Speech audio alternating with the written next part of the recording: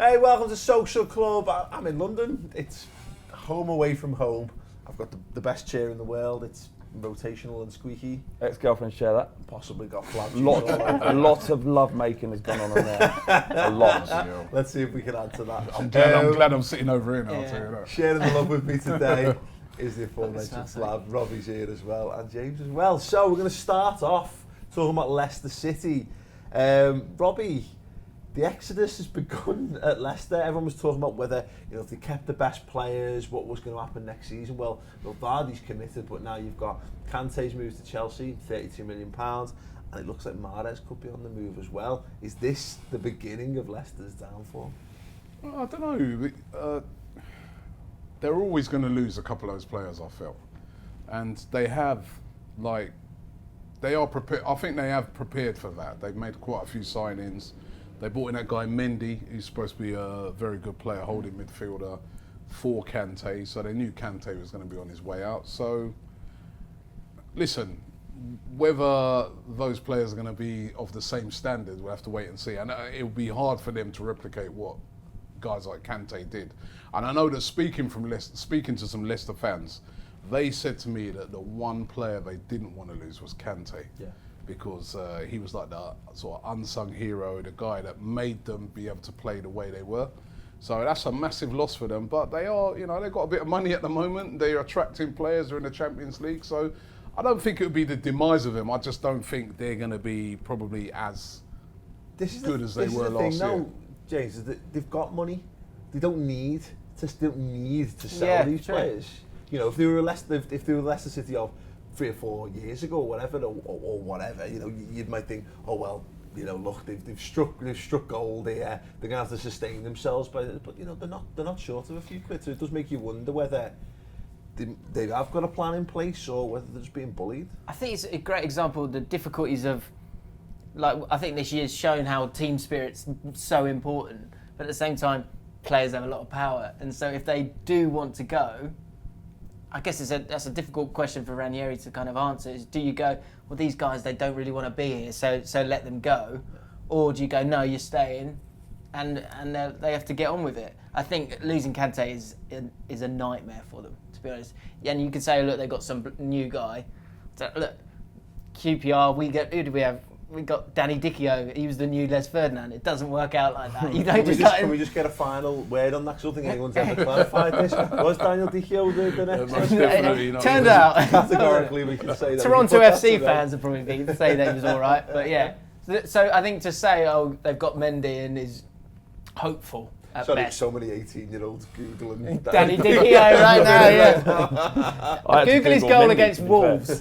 Very good goal against Wolves. Yeah, he did it. Yes, I think they could have done that, and I think they should have been strong with that, because the whole point of last season and their success was that it was those guys always playing, and you take one out. Like Kante's worth 2 players with the amount of running he does, so that's a massive miss. And Mahrez, if he does go, I think he probably would want to go, wouldn't he? Isn't it like your stock's as high as it's going to be?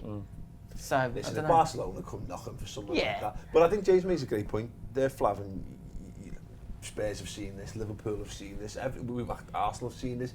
You've got a guy there, and you can afford to keep him. You could say, listen mate, fuck it, you've got a contract. Yeah. You're going to stay here and we're going to get another season out of you, blah, blah, blah. But there is that tipping point of, do you want a guy at your club who isn't 100% committed to the cause? Absolutely not at all. A football club's more than just wages and transfer fees. You want people to believe in what you're doing. And if they don't feel like, if they can't get behind the club and they're there for the money, I understand it, but they've got to be committed to the will and aims of the manager and the team around them. You've got to let them go if they go. I mean, if they want to go, it's just the way things are in football. We saw with Bale, and you saw with Suarez, no matter how much money you get, it doesn't matter. You can't replace players that good. It's just impossible. We managed to spend £100 million on 4 very, very average players, and that might be our fault. That our spending structure during that season after Bale left was horrendous. But it's just really difficult for them, and do you know what I mean? I couldn't be happier, to be honest. One thing I've got to say is it's harder to get, like you just said there, it's harder to get a team right once, rather than then be a bit annoyed for 6 months and just say you've got to stay here. So they should have probably been stronger, really. Well, it's interesting because we've been having this chat about how it's all well and good selling your best players for when you're getting ridiculous money. When you've paid like £1 million for someone and someone offers you 30 times that, most sensible football businessmen would go, right, look, you know what the deal it's got to take. But what you've got to do is you've got to have your next guy ready to go. And I think too often people go, oh, it's fine, just replenish. We look at like Klopp at Dortmund. You know, he's got guys ready. He had guys ready to go. Arsenal used to have the neck. Look at the left backs. Like Ashley Cole moves on, and you've got another guy who's waiting in the wings. You had Clichy behind Cole, and then you got Gibbs beyond that. Andre Santos. Well, no, but this is the exact. But you're funny. There's got to be a consistent plan in place. If Leicester want to stay up there, Rob, they can't be winging a prayer, hoping that this summer they're going to be selling the 3 best players and getting 3 equal replacements in. It doesn't happen. The problem is with a lot of these clubs nowadays, especially clubs like Leicester, when they would have bought those players, and I'm not sure if it was the case with Kante, but they have these release clauses written into their contract, and sometimes that's how you enable to get them a bit cheaper. Yeah. So you might have written.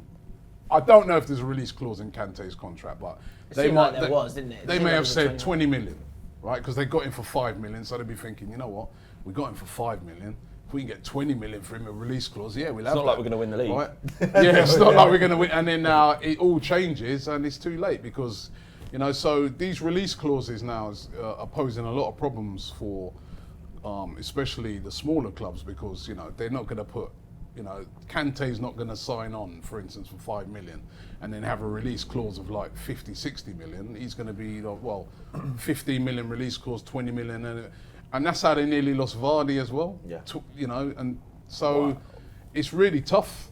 It's really tough for them. They have to try literally as soon as they're starting to rise to balance, do we tie this new guy down to a new contract without a release clause or with a big release clause, but we give him loads of wages? And it's a bit of a dilemma for them. What I would say about one of the positive aspects of Leicester is Ranieri has proved himself to be an excellent manager, tactically sound. Yeah. He's got a good eye for the right player, and you know what? Based on his experiences and the unity around the club at the moment, he's probably in with a good chance of stabilising Leicester. Not getting, I don't think they'll win the league again, but they won't fade away because Ranieri's. I don't think they need to, though, do they? I mean, no. They've had their fun. Well, no, but but I think to a point, you're right there, though. Yeah. You are, because as a fan of a smaller club, I'll take that and then be rubbish forever. That's fine. There's nothing wrong with that. It's more than I've ever experienced. Yeah, but I think that's it. I think for Leicester, I'd hope that the bar hasn't been reset too high off the back of that.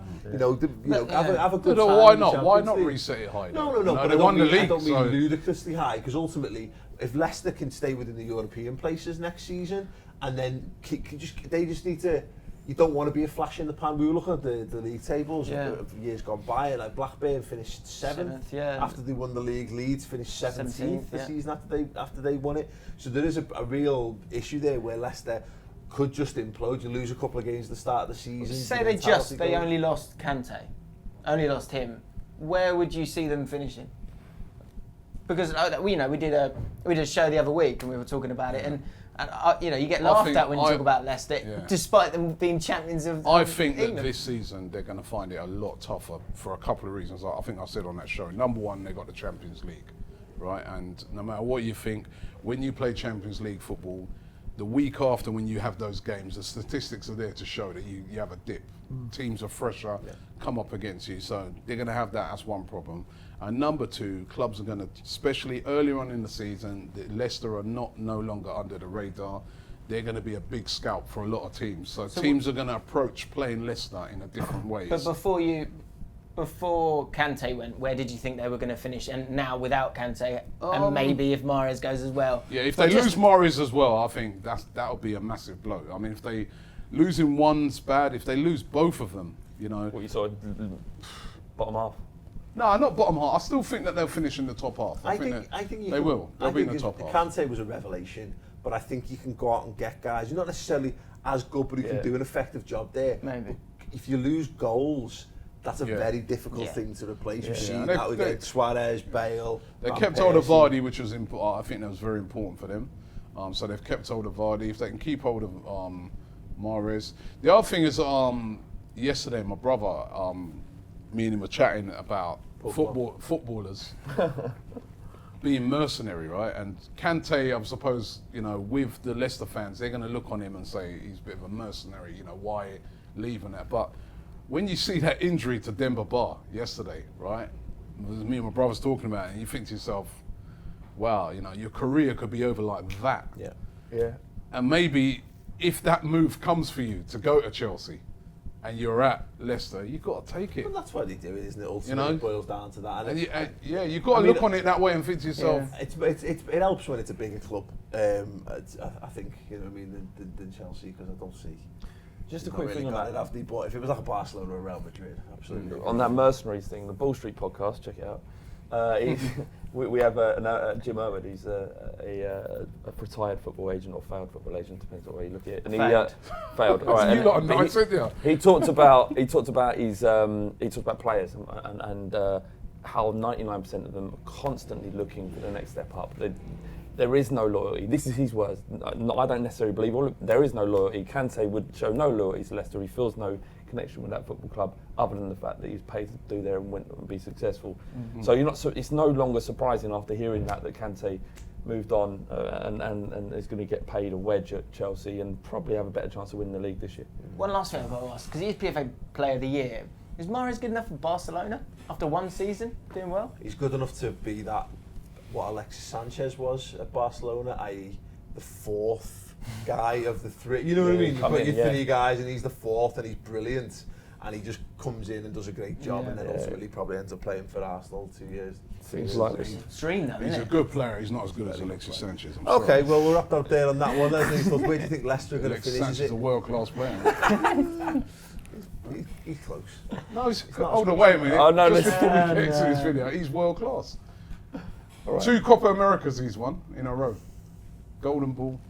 Anyway. Zagarakis won Euro 2004. For more views on the quality of Alexis Sanchez, go check out Arsenal Fan TV, of course. Your Alexis Sanchez is a Gooner t-shirt still presumably selling really well. Oh, I forgot you're still sore because he didn't go to Liverpool, right? But never mind, tell me. But yeah, let's know your thoughts on Leicester's chances. Does it hinge on keeping the likes of Mahrez? Let us know in the comments below.